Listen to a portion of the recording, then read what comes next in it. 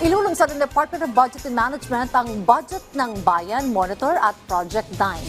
Layon po nitong maging mas transparent ang paggamit ng pondo ng bayan at malaman kung tama ang kalidad ng mga proyekto ng gobyerno, lalo na pagdating sa infrastructure projects. Si Vel Custodio sa report. Sa gitna ng usapin ng katiwalian sa mga proyekto ng gobyerno, gusto ng Department of Budget and Management ang budget and transparency. Kaya naman nakatakdang i-launch ang budget ng Bayan Monitor o BBM sa August 20. Ito'y isang agency performance review kung saan aktual na mamamonitor kung tama ba ang kinalalagyan at kalidad ng proyekto ng government agencies. Kami po yung gumagawa ng pondo, kami po yung nagre-release. Ayaw naman po sana namin na nakikita lang namin yung numero doon sa GAA at saka mga libro. Gusto po sana namin makita kung talagang nagagawa yung mga proyekto. Nais ang DBM din na mas maging detalyado ang pag-implement ng mga proyekto. Kasi ngayon po, ang reporting ng mga agencies, may numbers. 20% nagamit ko na, 30% nagamit ko na.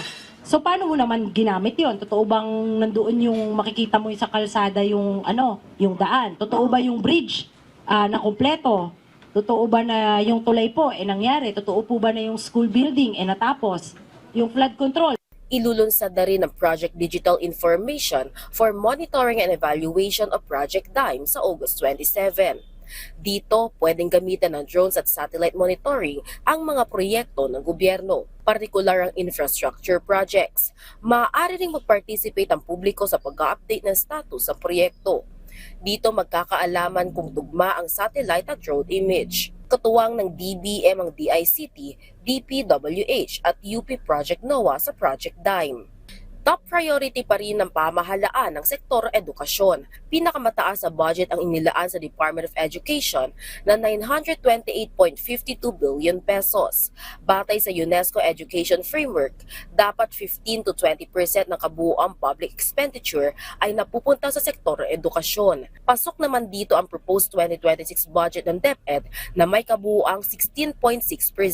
Tumaas naman ng 23.6% ang President's budget para sa health sector na may proposed budget na 320.52 billion pesos para sa 2026. 20.2% na ang itinaas ang subsidy ng PhilHealth para sa mga DOH hospital sa Metro Manila, habang 26.1% naman sa regional hospitals. Nananawagan naman si Budget Secretary Amenah Pangandaman sa lahat ng ahensya ng gobyerno na hindi pa nagbibigay ng medical allowance sa kanilang mga empleyado na ibigay na. Nawagan po ako sa lahat ng mga departments and agencies na hindi pa po nagbibigay ng kanilang medical allowance sa kanilang mga empleyado. Parang awan nyo na po.